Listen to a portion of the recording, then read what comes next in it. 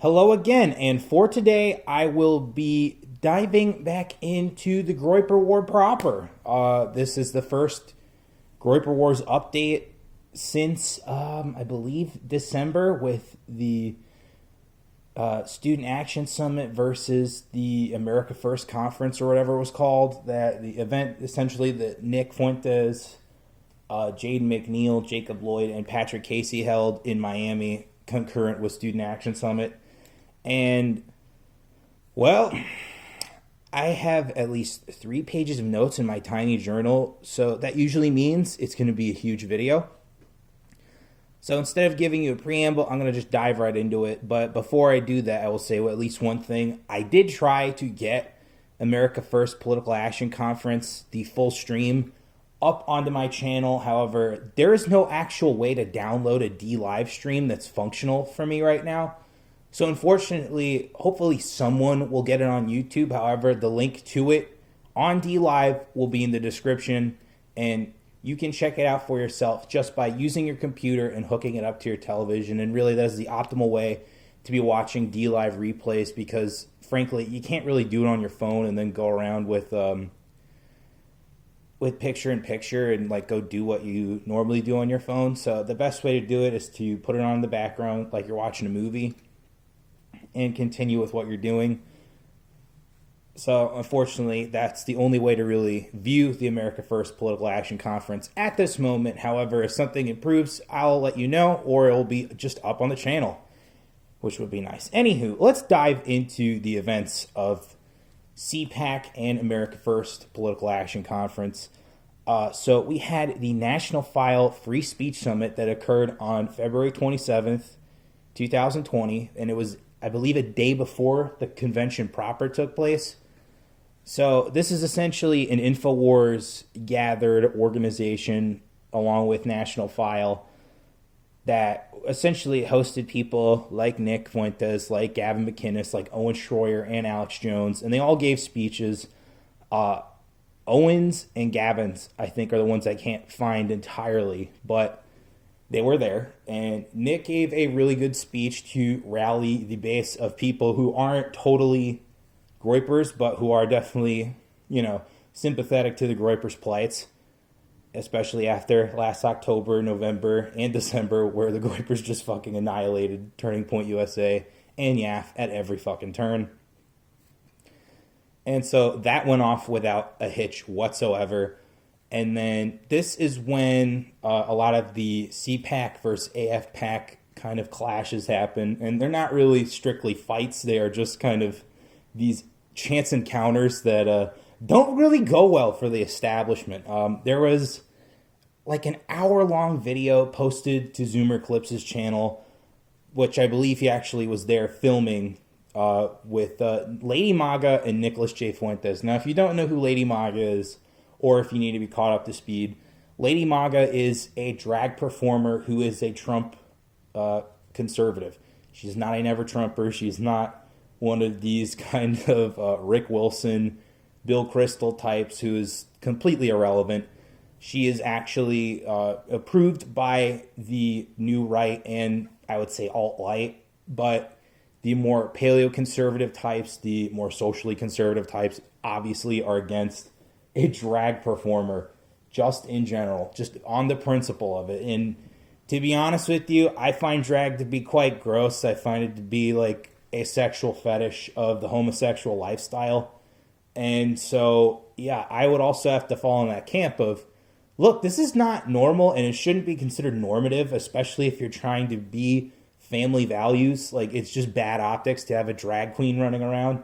And every time Lady MAGA is like, yeah, I agree with you, Nick Fuentes, more than you realize. It's like, bro, it doesn't matter what your agreements are with Nick Fuentes. Nick Fuentes is going to outright not like you, specifically because you are a drag queen. And apparently her wig is too thick, or his wig, sorry. His wig is way too thick because he spent an hour trying to get him to agree on stuff.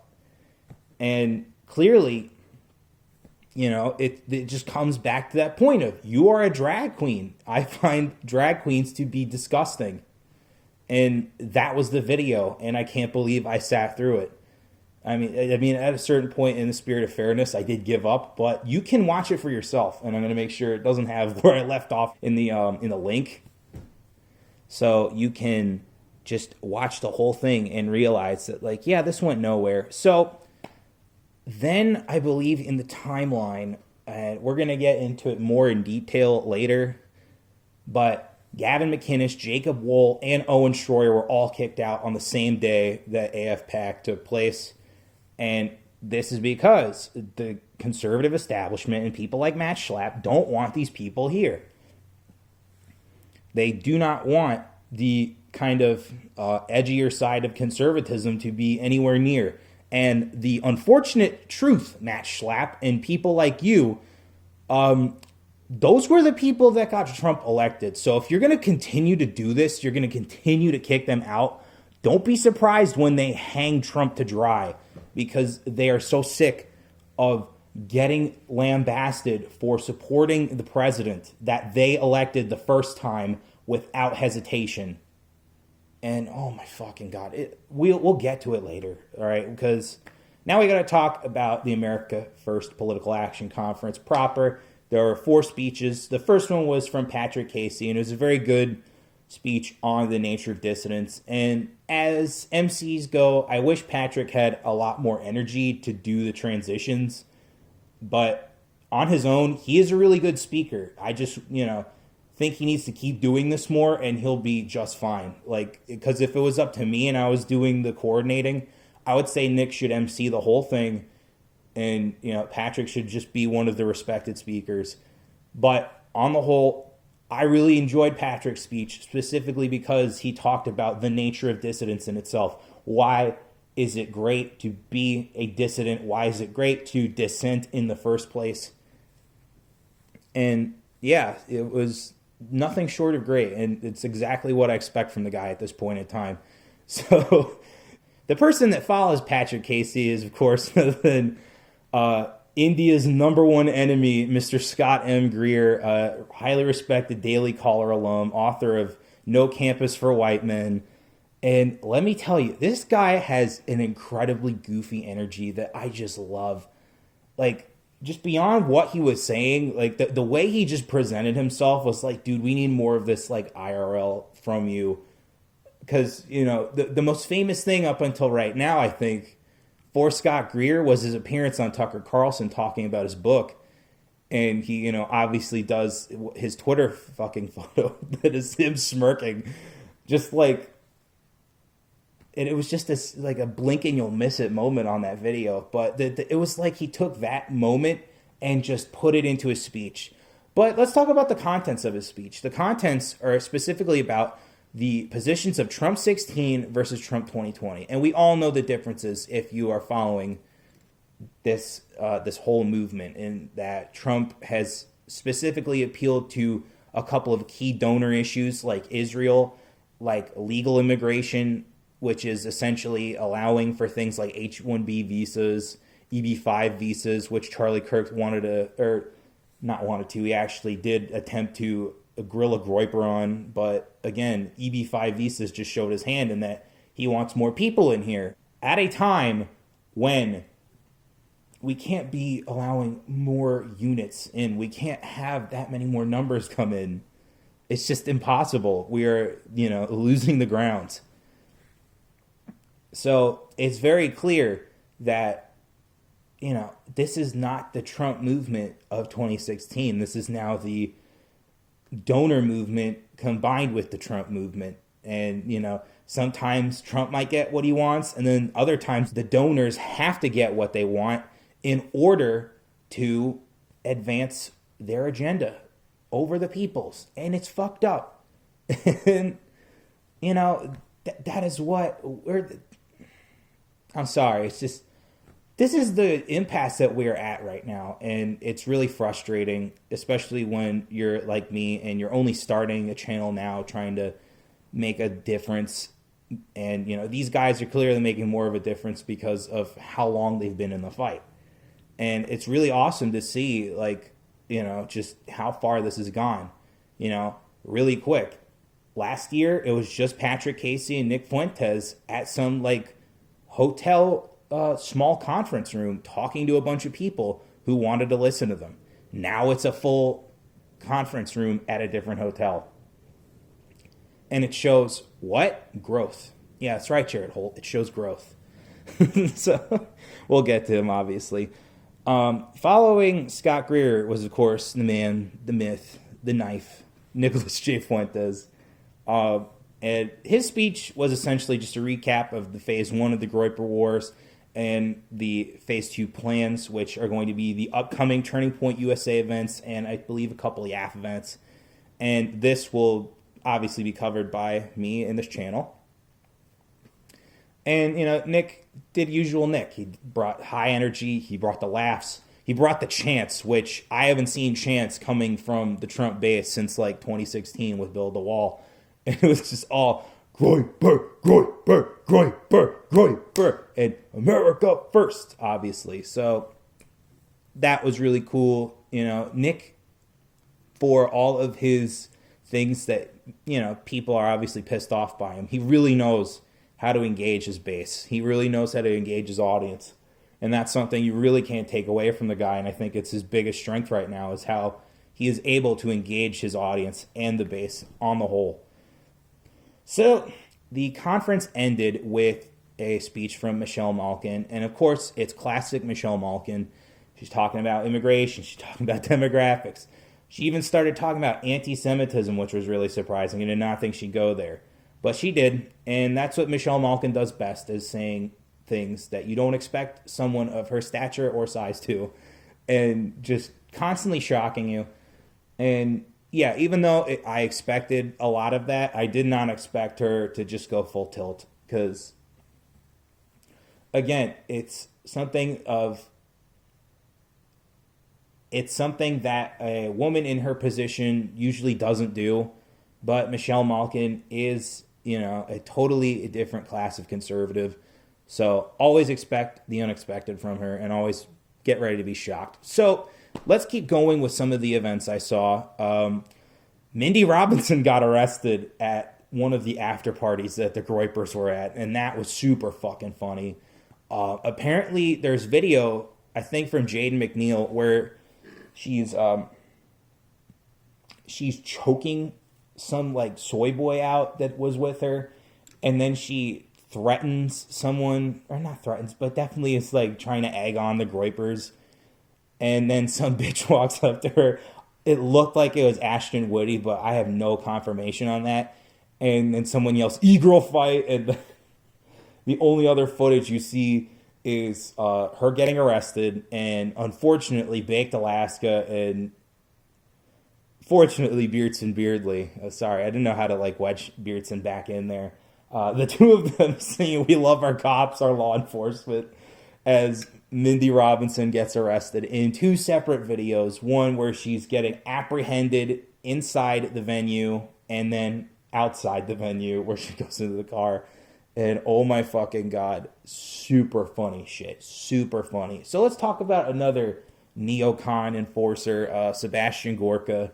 Sebastian Gorka, who's obviously not doing well. I mean, if you were watching his America First radio show back when the Groypers invaded his fucking chat, they essentially just put that man to the submission, and he is known normally for going into long commercial breaks because he claims to have a highly rated radio show, and yet it's like the worst kind of radio. It's like the radio where it's like there's so little content and then so much shilling, so many commercials. So I really think that like it's not there for his bathroom breaks. I think it's there because he doesn't make enough money on viewers. He makes money, again, much like Ben Shapiro, through the advertisements. So he was on crutches at this event, which is CPAC, of course. And he was advocating at the same time that Owen Shroyer got ousted from CPAC for more gatekeeping, for more conservative censorship. And, you know, was it the black kid, CJ Pearson, was getting really mad about it. And Gorka responded to him, and it's like, dude, you are not helping. You need to shut up. Like, you're going to make this shit go so badly for you. But the guy's not an optics king. And so, yeah, I said he was on crutches, and this is seen in the Off Limits News video from Harrison Smith of InfoWars. And Gorka essentially just went off on InfoWars, calling them awful, calling them stupid, and that they're conspiracy theorists and that they're Holocaust deniers. And it's just like, bro, you really have a problem because of your fucking family history where your mom worked for a known Holocaust denier. Oh my God. Yeah, he is only a fucking Zionist out of guilt, and it's really funny. So yeah, Gorka then walks off with his crutches. He has no actual foot cast, so it's clearly his age and his weight, like, just weighing down on him finally. And yeah, I don't expect him to be around much longer, which is good because we don't need people like him anymore if this is how he's going to act. I mean, it was cool last year during the social media summit to see him, like, call out CNN goons, but, like, if you're going to just do this in order to preserve some kind of elite that doesn't function well, then I'm sorry, you need to go in the trash, because that's what you are.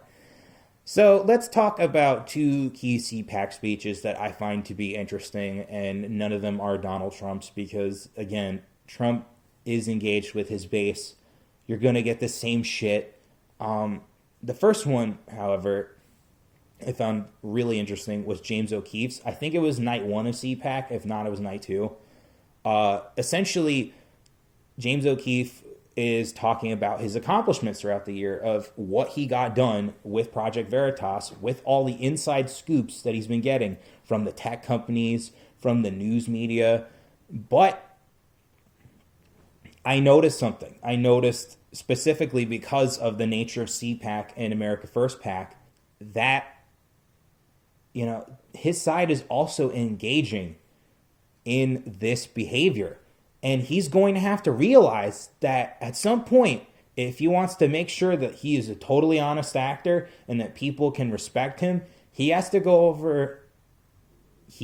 after his own side, because his side, the conservative base, are doing the same shit. They are doing shady dealings in these think tanks with the donor class, fucking up the movement. And that is the problem right here and there.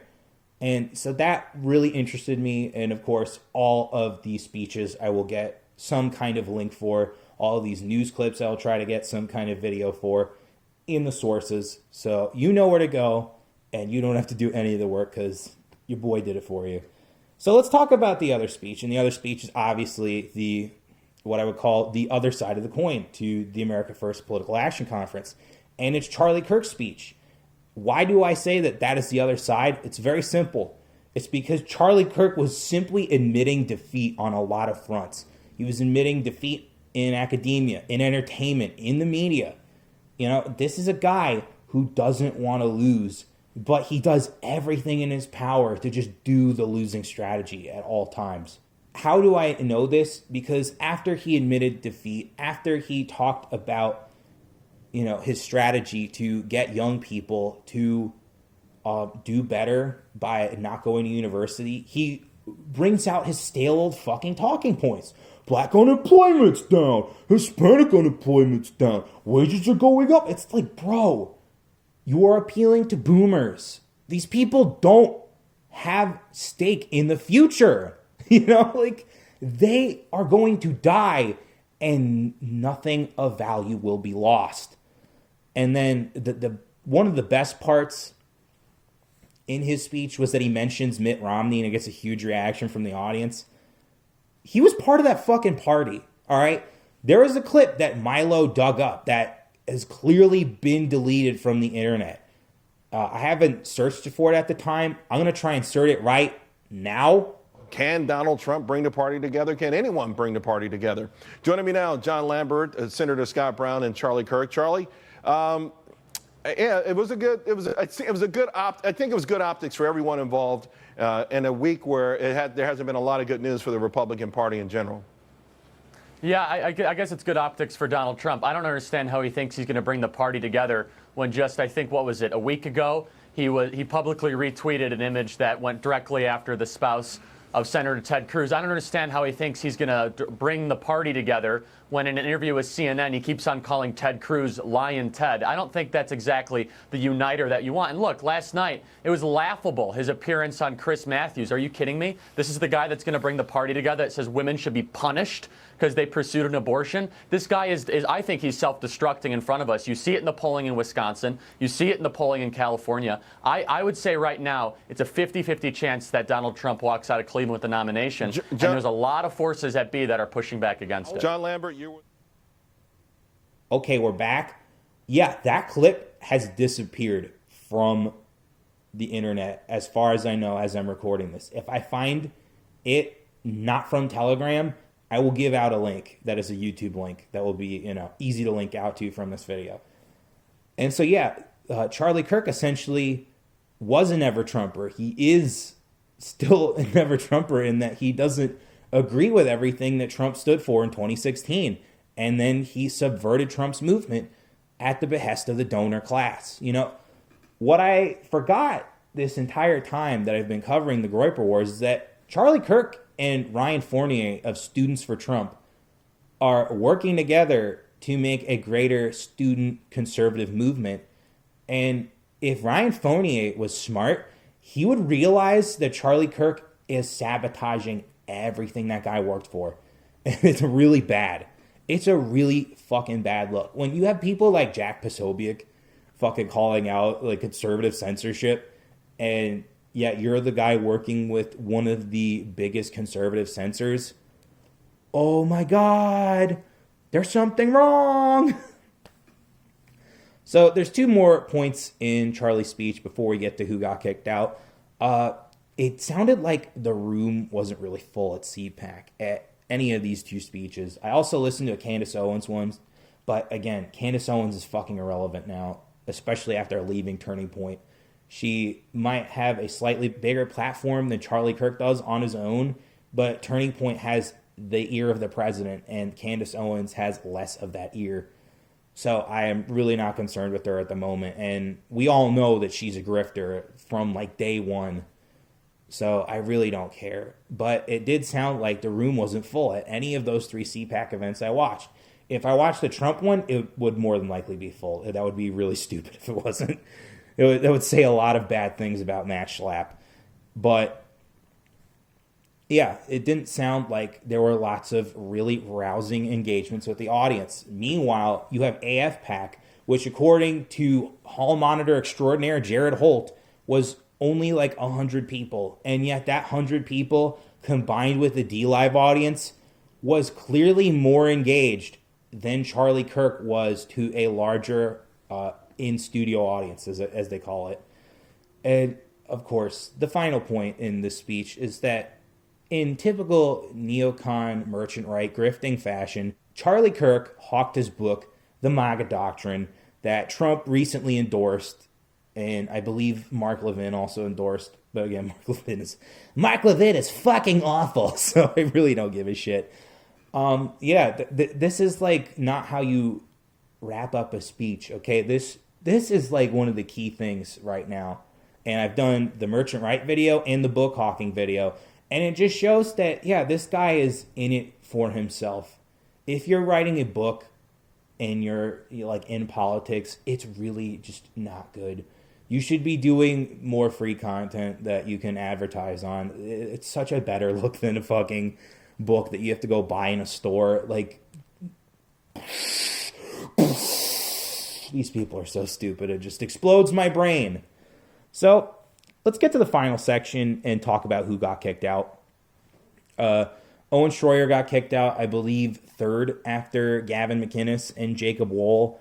But Owen Shroyer's, I think, is the worst of them, specifically because he wasn't doing anything crazy, He wasn't going into an event and trying to disrupt it, like we'll get to with Patrick Casey. He isn't that kind of personality like Gavin McInnes that is somewhat toxic or somewhat poisonous. I like that word better. But Owen Shroyer literally was just sitting at a booth trying to talk to people like Charlie Kirk. And Charlie Kirk's staff essentially waved him off and directed Charlie Kirk away from him, even though they did have like a mild interaction. This shit is gross. I don't understand why when someone that Charlie Kirk doesn't like tries to interact with him, so his security literally just tries to get that person out of there. It's fucking gross. It's bad behavior. And you shouldn't tolerate it if you're a free speech activist. It's just not a good look. The next person that got banned, or next two people, because they got banned together at the same time, are Gavin McInnes and Jacob Wohl. I don't know what the hell they were doing, but they paid to get in there because Gavin's media credentials were denied. So they both get in, and then you see this video of them getting kicked out. Apparently, it was an Antifa activist. I forget the dude's name, but I will link to the Tim Pool video that covered it, which I didn't like that video. I thought Tim gave pretty bad takes on it on the whole. And it's simply because he's like, I don't like them either. It's like, yeah, you just tolerate it. That the point you got to is that you still have to tolerate it. And then there are other points in that video that, yeah, are just not related, so I can't get into it right now. So, yeah, Gavin McInnes and then Gavin McInnes and Jacob Wohl are escorted out. And then, yeah, that was the end of that. I mean, what's Gavin going to do? Show off his $90,000 watch? Like, the conservative ink types really just don't understand who is bad and who is good. And then beyond that, which I do agree with Tim Pool on, they are always trying to appease the left, and it's so fucking gay and stupid and cringe. Like, why are you appeasing your enemy? Why are you inviting them into your house so that they can assault you with their lies, with their slander, with their libel?